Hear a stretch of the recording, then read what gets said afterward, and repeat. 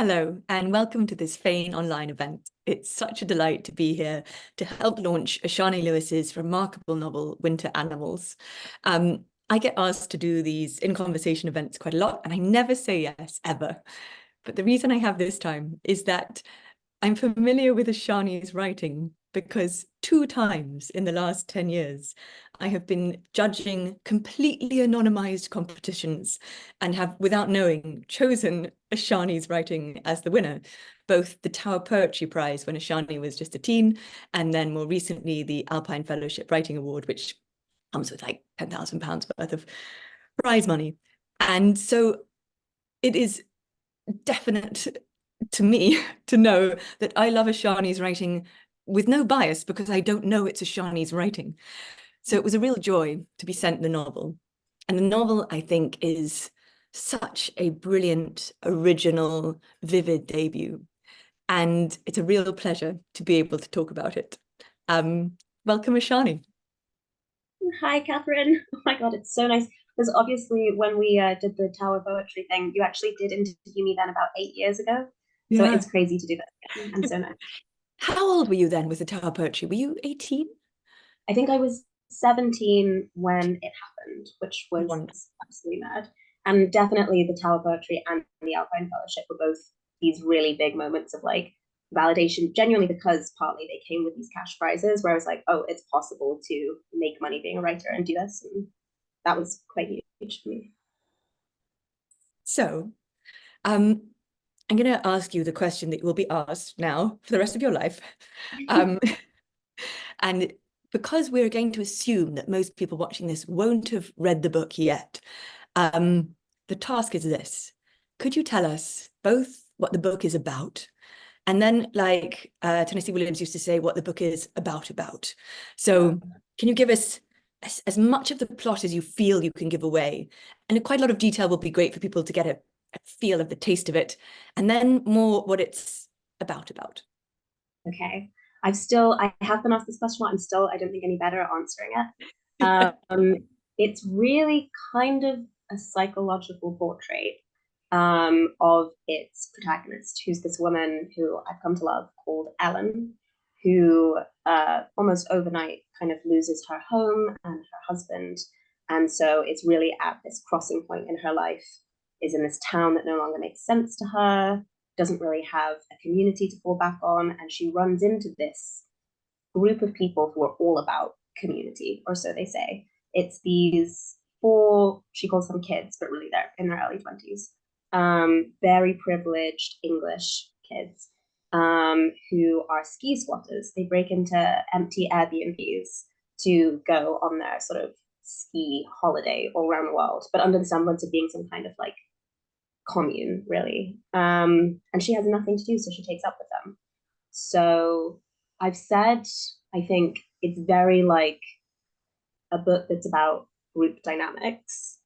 And obviously, she's different from them in lots of ways. But I think one of the biggest ways is they've sort of taken up this thing of homelessness as like a cool, fun thing, whereas she actually is unhoused by necessity.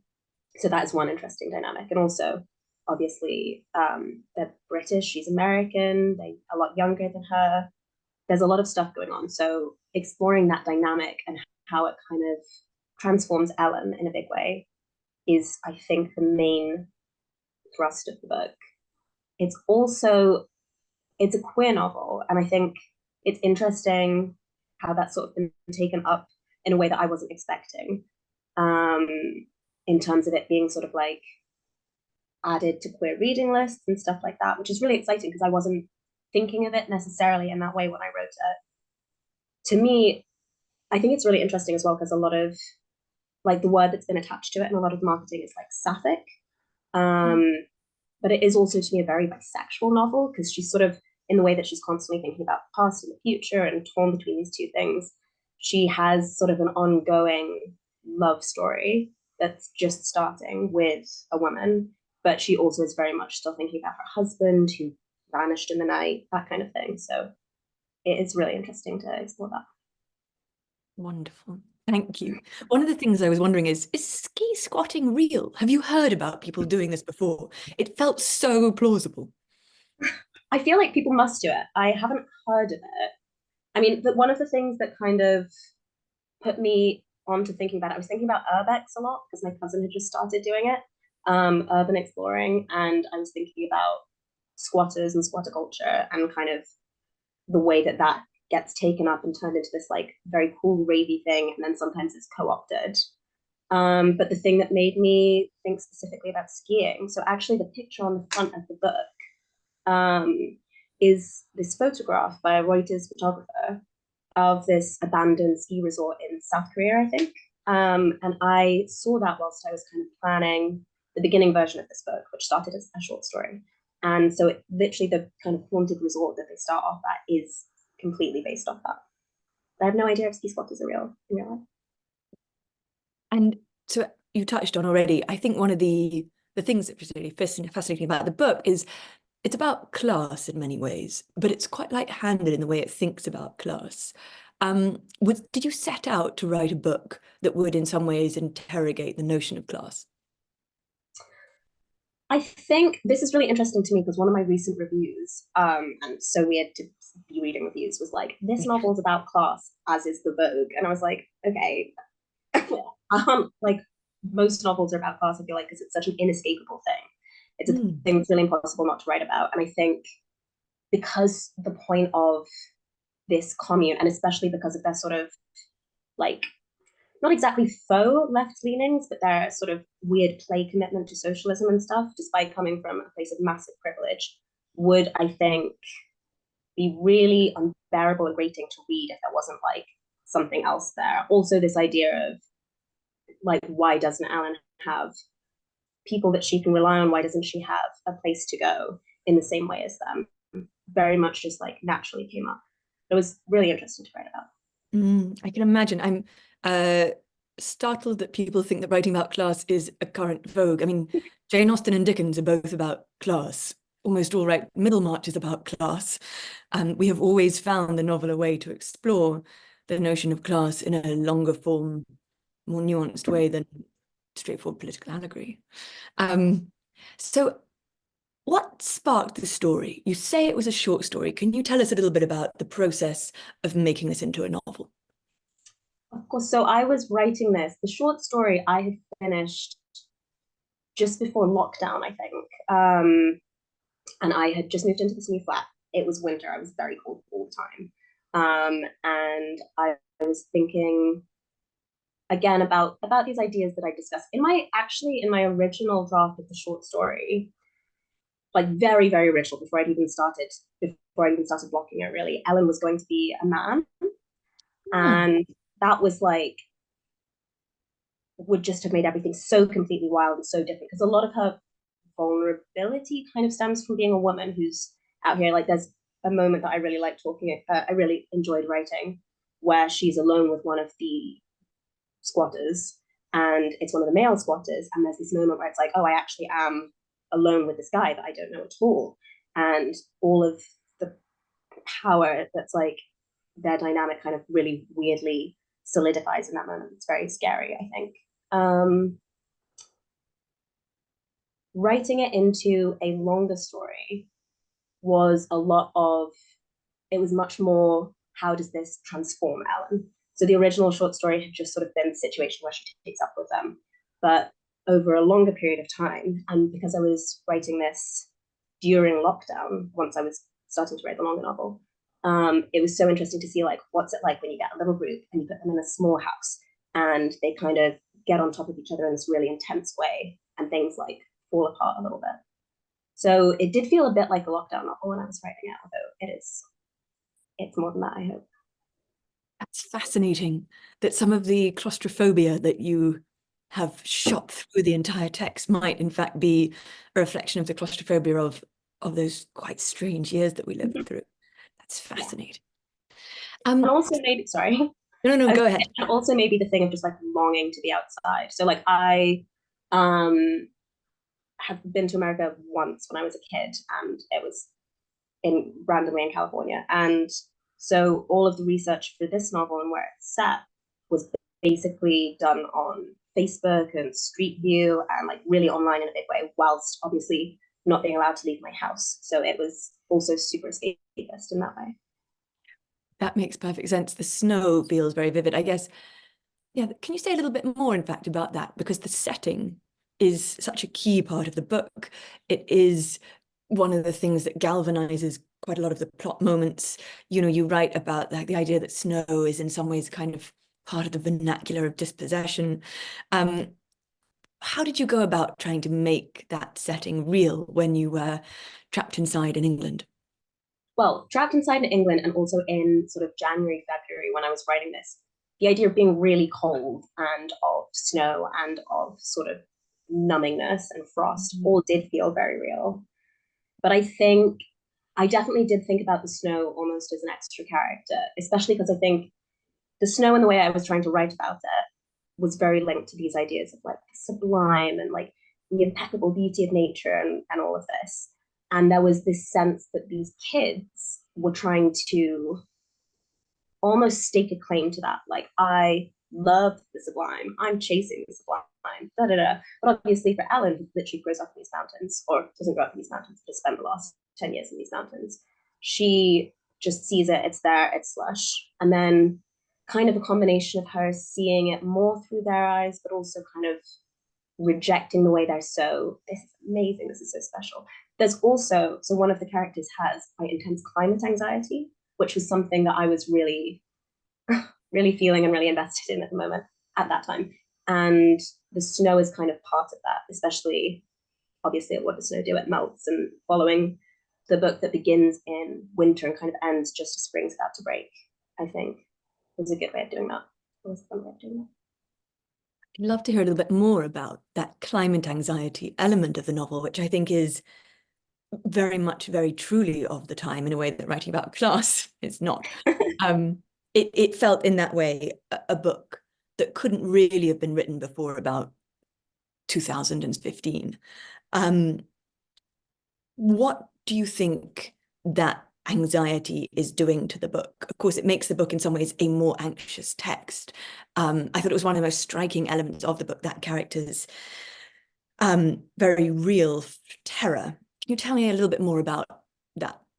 Yeah, so it had developed from a character I'd written in a draft of another book who was climate anxious, but in this really sort of hopeless, like end times way, which I also was finding kind of an inescapable way of feeling about it. Like, you know, the seas are going to rise, we're all going to die, all of this kind of stuff.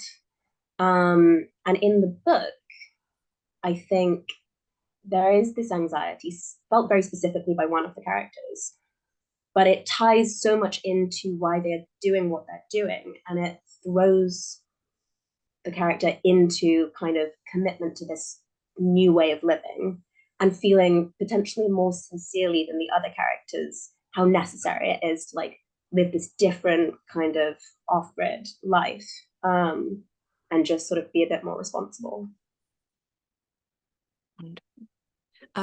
So I guess another one of the major themes that is running through the entire text is the idea of the socialist writer Charles Fourier and a lot of his theories, and one of the characters is obsessed with him. What is he doing in the text? Such a good question. I think he is kind of the perfect way, or like I found such a golden opportunity to write about the way these kids, but especially the one who really hero worships Fourier, thinks about socialism in terms of, so Fourier, and I tried to get this in, was really wild. Like the way that he was writing about socialism was so different and so potentially much less grounded in reality than other thinkers. And then he would just say these crazy random things like, I'm so obsessed with zebras, there are 3 moons in the sky.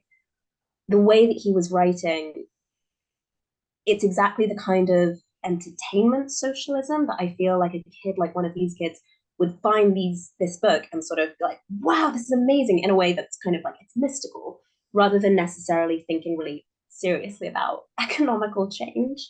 And it's also very, for the purpose of their little commune, which is very sort of grounded in pursuit of pleasure, pursuit of friendship, kind of total loyalty, sort of free love vibes. Fourier was talking about all of that in a way that sometimes you are like, this is a cult leader who wants to have a little cult where he, has like a harem like kind of thing. It was, yeah. But also the copy that I was reading at the time, which I've described the cover of like exactly, was such a crazy copy. It was bright pink. It had this big sort of eye that was drawn on it as if a child had drawn on it. And it was just full of, I think it's like one of the selected works of Fourier. And it was so fun and interesting to read. And especially at a time where you're thinking, how can we live anew? But it was really fun. When did you first come across Fourier? A while ago. I was really interested in different kind of utopian writings when I was at university. Interesting. And potentially, I think I did like a long essay or maybe one of my disses on it. And he was very much, I wasn't going into him that much at that point. He was more of a side note.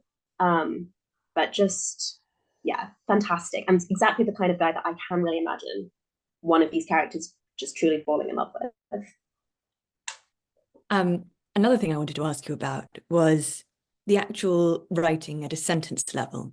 I know it's already been much praised for the precision and for the bold originality of the way that you use language. Some of it's very funny. I love the way you describe Elen as being allergic to fish and looks it, which just feels like so damning, but also you know exactly what that looks like. And then some of it is just such an elegant way of writing about thinking. How much redrafting do you do? How much of that comes immediately and how much of that is iterated and reiterated in a polishing process? So my redrafting is usually not on a line level. I'll definitely do multiple drafts of something, but it'll be more like we need to think more about this motive, or this scene doesn't make enough sense, or correct this. On a line level, what I'll do usually, because sometimes I find it like, I think everyone does, very difficult to write. And so I'll block it and I'll do literally sort of like bullet points of a scene, like he goes over here, she says something about this, da da da da. And then I'll do a second version, which is that in continuous prose. And normally those sentences will be the same the whole way through. And that's obviously potentially the nicest bit to write, but also I think the hardest and something that's like can be quite draining. And then the editing will always be a bit more like content rather than form based. How long was the entire process of writing the novel from inception to finished copy? Okay, so from inception of the short story, finish copy. Well, it's a bit, so I would say basically a year all told, but because it was bought such a long time before it went out, there was like a huge gap of time that I'm not counting in my year where nothing was happening and I was working on other stuff. And then sort of a couple of months at the end of that of redrafting. Yeah, that's fast, Ashani. That's so impressive. Thank you. Well, I'm have just now finished the draft of the next novel, and that was so much more of a slog. I feel like much more intense. Yeah, I remember finding that my first novel took like a month for the first draft and my second one 2.5 years. So yeah, it turns out novels take as long as they take. So I also wanted to ask you about, there are these moments, I don't want to give away too much of the story, but there are vision-like moments. For instance, Ellen sees, a tap flowing with blood. There are moments where the text plays with leaving behind straightforward realism. And I wanted to know how you feel about realism in fiction and what you were doing with those vision moments. I love moments that come away with realism. Obviously, I feel like that's a really basic thing to say, but so much. Like, for example, my favorite thing in a movie, and I feel like they've been doing this a lot recently in my head, is where you'll have a completely straight movie and then suddenly there's a musical number or a song And it's kind of maybe worked into the narrative. So like they actually have got up and they're doing karaoke, but it just goes on too long to be real. And it's like, actually, you have done this really intense musical number. And I love to do that. I think because of the situation that they're all in, where they're very isolated, they're in the mountains, they are kind of completely in just like very new settings, very different from regular life. It's plausible enough that they could be going a little crazy, or that these kind of scary hallucinogenic moments could be really happening. They're just, yeah. I hope that answers your question. It does. I love the idea that you don't fully know if somebody is going mad or if the moments are themselves somewhat hallucinogenic within the text. Like, is the text playing or is their minds Yes. playing? I And love that. And I love as well, the thing that I'm working on a lot now is kind of what is the line between madness and between sort of just being too much or just being imaginative, or especially kind of in like contemporary conversations about mental health. It's such a weird thing of at what point are you divorced from reality in sort of a fun way or in a pathological way or in a clinically diagnosed way. I think that's really interesting to work with. Who was your favorite character to write and why? I obviously loved Clover, and I feel like everyone who has read the book is like, wow, your affection for Clover absolutely radiates through. Can you tell us a little bit about Clover for those who haven't read the book yet? Okay, Clover. So Clover is, out of all of them, she's one of the four young kids, and out of all of them, she's the one that they consistently refer to as being like a real life hippie. And she's the one who has this climate anxiety, and she is at one point there's this really interesting moment where she draws this connection with Ellen, and she's like, those other kids don't need it, they don't need this like fantasy, it's just something they're running away from, but you and I have a real reason. And it's interesting because obviously she's super posh, she's like gone to boarding school, she's gone to Oxbridge, and then she's super privileged, and so it's sort of wild for her to be saying to Ellen, I need this as much as you do. Like, I also need this home away from home. But you do also get the sense, and this is why I can't write her like scathingly, that she actually does really need it. And there's this really deep-seated kind of anxiety and need to escape that she has. But like none of that stops her from being actually just the loveliest, sweetest, like darling, like angel character. And then Ellen obviously is sort of the protagonist and also kind of narrator, is I felt like I was putting a lot more of myself into, a lot more kind of comments or thoughts that maybe I would make, maybe like my more ungenerous self. And she was really fun to write.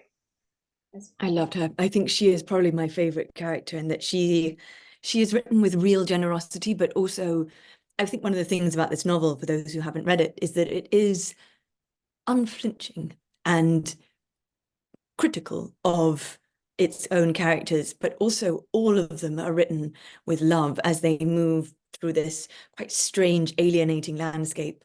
It has real warmth despite the real coldness of the book, because they feel very human.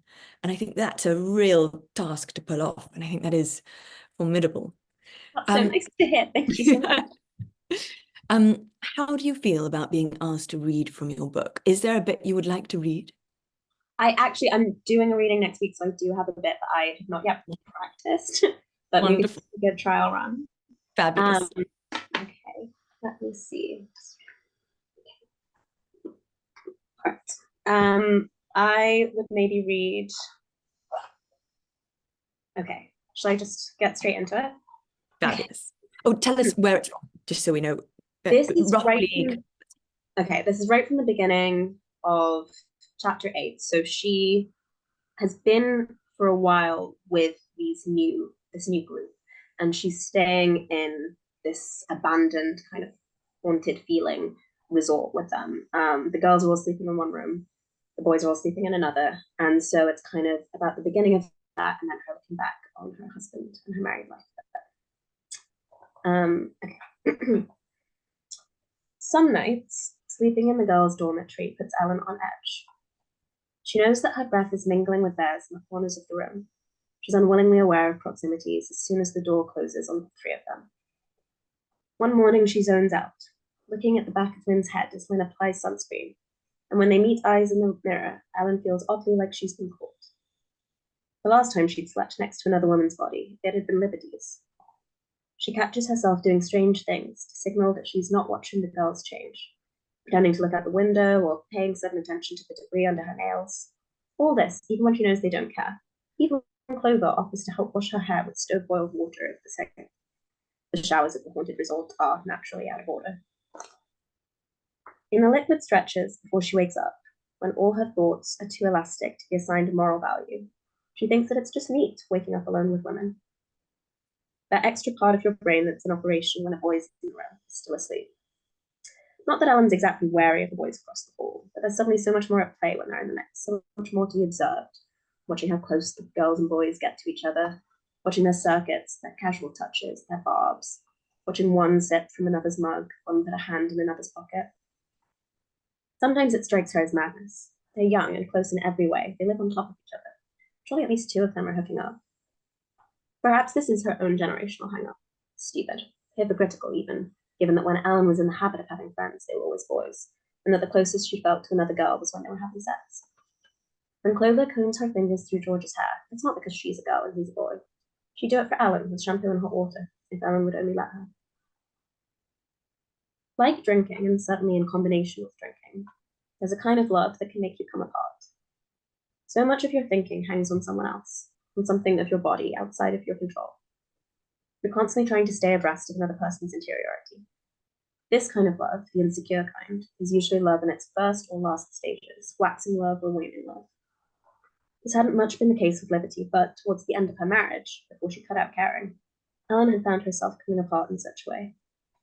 It was like chasing smoke, she thought. If that smoke gave you siphoned clues, made eyes, rolled over towards you in the middle of a sleep that could have been deep and could have been fake. When she first felt herself coming apart during these months, Ellen papered over the frayed parts with beer and vodka and sleeping in. It would be very easy to go crazy, she thought. She'd started speaking to herself when Robert was at work, and it came very naturally, beginning with just potatoes, potatoes, potatoes when she started on dinner, and growing to a plaintive refrain of love me that she hadn't noticed until a cashier was saying, excuse me, ma'am? It hadn't bothered Ellen that she might be going crazy, only that this unhappy, irresolvable coldness had suddenly stolen into their house. Thinking everything over on the toilet, she wrote, don't nag on the top of her thighs, as a reminder to herself. Robert would never see it there, she thought or said, and then she was angry again and they were both horrible in the evening. She missed him at work and hated him at home. One day, when there were no guests in the little shed, Ellen let herself in and lay down on the strange, uncomfortable bed. Robert's image appeared to her. She watched him lay over her, settle down between her legs, press his head into her thin chest. She cradled his head closely. Though of course he wasn't there, she moved her hands as though he was, over the phantom head. She could feel his warm ears. I love you, she said, to the empty room. That incident worried Ellen a bit, and not just because it had pitted her whole stomach out from her with sadness. Talking to yourself was one thing, but this time she'd really felt that he was there. She cut out vodka in the afternoon, largely put an end to losing time, and largely kept in touch with reality. There were only a handful more of those sort of fantastical instances thereafter. Houseflies multiplied on unwashed dishes. Washed dishes became unclean of their own accord. Someone seemed to be moving in the vacant guest house. As long as Ellen knew these things weren't real, she wasn't crazy just for seeing them. At night, she could hear her mother talking, not to Ellen, just talking, and as though in another room. That had been embarrassing, but not unbearable. The only unbearable thing was the despair, which was sane and reasonable, the understanding of the end of love, feeling it leak unstoppably away from both of them, like money. She'd been fully and rationally overpowered by the hot, dark load of how sad she was, while babysitting Lee one afternoon. God, she'd bribed him half-heartedly with Twizzler not to tell his mom about her bawling. Maybe it had even worked. In any case, that feeling of waning love had been suddenly muted shortly afterwards, and the last year or so was easier to bear and devoid of visions or voices. Done. Wonderful. Thank you so much. I love that. Right, how long have we got? So I want to ask now a few more questions generally about the questions that when you do events live, people always ask. So I'm going to ask to you. Okay, good So practice. when did you know you wanted to be a writer? Um, I think for almost as long as I can remember. The only other job I remember wanting was I wanted to be a farmer when I was really little, like 7 or 8. And then I think before I left primary school, I was pretty resolved that I wanted to be a writer. I wrote my first full novel when I was 14, which was, I think, terrible, but super, super well researched. It was set in the Ottoman Empire, and I didn't know how like agents or publishers or anything worked. So I just emailed it straight to Penguin UK. I'm like, do you want this? They never replied. What was it called? The Ottoman Empire novel? God, I think it was literally called The Black Diamond. It was like a heist and everything. It's really intense. I've been reading the letters of Lady Mary Wortley Montagu, and that had been like my prompt. But it was so fun to write. And also, I mean, it was about twice the length of Winter Animals. So I think it was really good practice in terms of being like, you can finish a book. Because up to that point, I probably had started a few and like never managed to get to the end. Do you still have it? Maybe you should publish it. I think maybe I have it on like a long ago laptop that's in a cupboard somewhere, but I would be Okay. scared to look at it now. If very truly, if you can find it, print it off and put it in a box somewhere because in 10 years you will be so thrilled just to see what your early work looks like. I will. Um, what kind of writing life do you have at the moment? Are you writing every day? Do you have another job at the moment? What is writing at the moment for you? So I write alongside teaching, kind of private tutoring, mostly online. And a lot of that is teaching English literature and language, which is really fun. I've actually started doing some creative writing teaching for just like for someone who's doing their in English language IGCSE. And that's so kind of fun to do and to do alongside this, even though obviously they're very different types of creative writing. Um, I try to write every day. I keep seeing these horrible things that are like, if you can't write for 17 minutes a day, you're not a writer. But sometimes I can't write for 17 minutes a day. Sometimes just because it feels really like it won't happen. So I tend to write in maybe a day a week. I'll do a huge writing day and get a few thousand words out and then come back to it later. But the rest of the time, I'm always putting things in my notes app or writing them down and stuff like that. So a lot of, I think actually, to go back to your earlier question, a reason that some of my lines feel like one and done is because they've been in my notes app for so long. Can you tell us a little bit about your journey to publication? How did that go? Yes. So after the Turkish novel, I wrote another novel. Also, I mean, I wouldn't say that that one was bad. It was very angry and it was very like I go to a girls' school and it's so horrible and like da. And then I wrote another novel whilst I was at university, which I think basically was a direct rip off of The Secret History. But that's the one that I sent to the agent that I have now, and he was like, "This is good. I don't know if it's going to work, but I definitely would be interested in seeing what else you have." And I then did this course called the London Writers Awards program, which is absolutely amazing. And it's run by Spread the Word. I was in a very small group of 6 amazing, really smart writers. And I was working on this collection of short stories with them, which was also at the same time as I was writing Winter Animals during lockdown. And at the end of the course, they send an agent booklet around to sort of all the agencies in England, I think, like most of them. And I was on there with my short stories. And obviously, a lot of agents were like, great, love these. Do you have a novel? Because it seems to be incredibly difficult to get short stories by themselves published. And I was able to be like, yeah, I do have a novel. Do you want to see it? And but then ended up signing with the same agent who had read my campus novel and been like, and then after that, it was quite straightforward. We did a couple of redrafts of Winter Animals. And then the novel and the short stories went out on submission.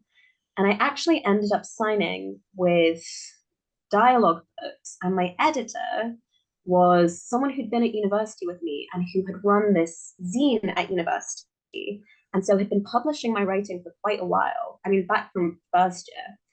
And so that was amazing.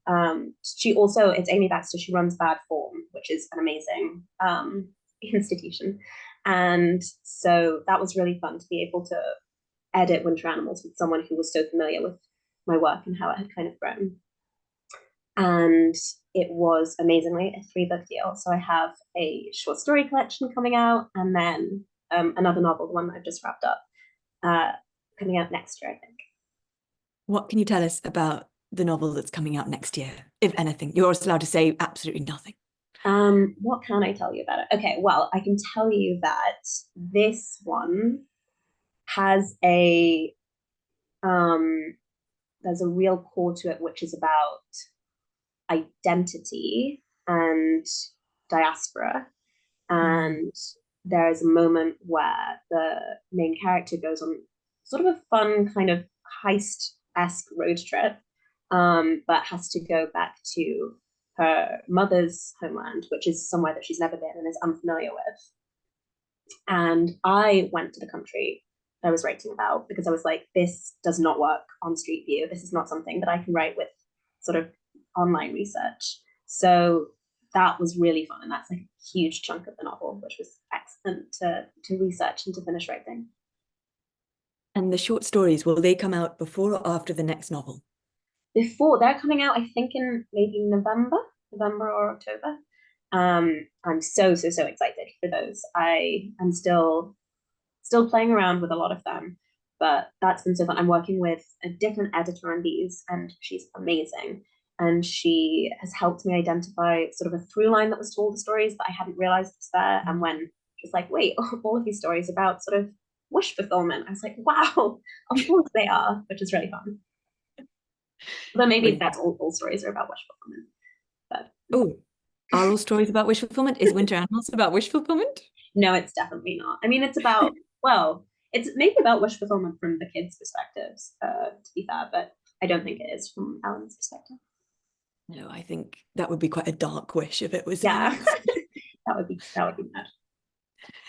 Something people often ask debut writers is, if you had to compare your book to, not necessarily in terms of theme, but in terms of the feeling that it leaves you with, what other writers were working with a similar feeling that they wanted to conjure, that you were working in the same basic arena? I think maybe the most accurate comp that I had, and that I like obviously love and feel very flattered by, is Eileen. Even though our protagonists are unbelievably different, like I do not think that Ellen is anything like the protagonist of Eileen, but in terms of sort of, obviously in terms of setting, but in terms of other ideas of sort of like some loneliness, some just like pure homoeroticism, some kind of discomfort with self, discomfort with environment, obviously snow, so much snow turning to sludge. I think Eileen is a really good and lovely one. When you were growing up, which were the novels that you held closest to your heart? Huge. I did obviously love The Secret History, as did everyone. And that would definitely have been one of my go-to favorites for a while. I also was obsessed with the Alexandria Quartet, in a really, really big way. I think there's so much of it to love, and every time you read it, it's like so massive and so dense. And every time you read any of the books, you're finding things again and again. But also, it's very so purple, and so like the way that he writes, almost in a douchey way, is like, here are 10 words that nobody's written on paper since the Bible. Here you go. And so I felt like that was really like something that felt permissive for me to kind of do that without worrying too much about, obviously now kind of I strive a bit more towards fairness and like on a different level do that. But it's quite nice to think like, yeah, you can just be really purple if you want, which I think was why my Ottoman Empire novel turned out the way it did. That's really fascinating that you'd be drawn to somebody who, as you say, offers a kind of liberation from the Hemingway-esque sense that you have Yeah. to remove all the adjectives. Your work is not in itself purple, but it is true that it often, it uses different ways of language from the ones that would be habitual, even in speech, which I think is very interesting. And, verbs become nouns, become adjectives in a way that I love. I have always loved them, people who are willing to defy the immediate fashion of language for something, to sort of shake language into a shape that fits their own imagination, which I think is something that Winter Animals does, but which also I know your writing has been doing since I remember you were 17. Yeah, I think it's always a question, what makes for originality? And sometimes it's mad, bold concepts, and sometimes it's just a way of thinking about thinking. And that comes out in a unique mode of language, which I really love in Winter Animals. I'm going to ask you, I should let you go in a couple of minutes, but I want to read you a little bit that I loved. Just a tiny bit here. So you have a little bit about Ellen's father. And I just thought that this was such a brilliant piece of writing. I'm going to just read a little bit.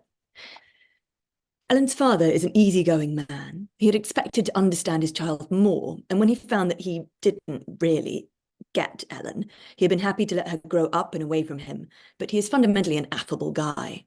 This meant that when Ellen began to encounter angry men, it took her a while to realize what she was seeing. A lot of women are first inured to the angry men tirade by their fathers. For Ellen, it was a few of her teachers, then a couple of her friends' boyfriends, and then Robert, but only occasionally and for a little while. Men often express anger in long performative monologues. These monologues are intended to soothe the speaker and frighten the listener. There are often physical accompaniments, doors slammed, walls punched, veins a-throb. I love that, veins a-throb. Robert had monologued a couple of times before Ellen got fed up of it. After that, she would so thoroughly investigate the first sign of any slight or complaint from him that it was impossible for him to take it any further. Their last few years together had been a tirade-free stalemate, and though cruel words were said often, they were said quietly. I love that, Ashani, and I love the bit that comes after where we have Luca, one of the sort of one of the most dominant characters of that small community that she's landed into, where it says, it was weird and pitiful to watch Luca spit and flush and clench his fists, like watching animal young do a stumbling version of the thing that was most in their nature. I really loved that. And so I guess one of the last questions I want to ask you is, the book has been described as being about class, a queer novel. It's also, of course, shot through with your own feminism. And I wanted to ask you about how you went about putting your own view of the world and your own feminism into the text. Oh, God, that is a hard question. Let me think. I think because a lot of it is about group dynamics and about the way in which men and women are sometimes expected to fall into natural slots in a group dynamic. So inevitably, you will find a certain kind of man who imagines that he's the leader or gravitates towards being the leader of a group. The idea of the way that love and friendship is expressed differently by men and women. And there's something really interesting about Luca, where he has almost what you might imagine to be a feminine side in terms of this like really loving, expressive attitude, this like unwavering loyalty, and this absolute like commitment to sort of togetherness, all of which are values that I think are often associated with like women. But because he's a man in the book, a lot of the way that he uses these values is in a way that is really controlling and coercive and domineering because of how he's been raised and also because of the men he's been raised by and with. I also think, just on another level, because so much of the way that these kids are is quite foreign to Ellen. They've been raised in completely different backgrounds. They have completely different, like generationally different sort of touchstones. One of the ways that is easiest and most automatic for her to sort of interpret them is to be like, this is a man, what's he doing? Am I in danger? This is a woman, what is she doing? Is she like the women that I know? And kind of sort of perceive them in this way. So yeah, I would say that those were some, like, I think reasons that it came through so much. Wonderful. I did think that it was a book that I would want to give young women to, because it has such just fleet and light-footed insight into the way we are molded by gender and the way we might reject being molded by gender. So I guess the last question that people always tend to get asked is, what's next? We know that next for you is short stories and your next novel. Do you have a sense of what will come after that? I do. So actually, I'm just about to start working on what's going to come after that. I'm super, super, super excited for it. I lived in Brazil last year, and had a really interesting time. Like, it was literally the election. It was I was there for the World Cup as well, which is huge. And my next novel is going to be a lot about the expat community in Sao Paulo and drawing on my experiences of that a lot as well. It's also going to be, I think, my first novel of any that I've ever written with a male protagonist. So really intrigued to see how that's going to go down. Brilliant. Well, I can't wait for that. Before we go, and this is to be cut out if the answer is no, is there anything else that you would like to talk about? Anything you want to tell people about the book? Anything that you think will like hook them in and make them buy it? Is there anything in your head that you would like me to ask you that would just maybe make people part with their money?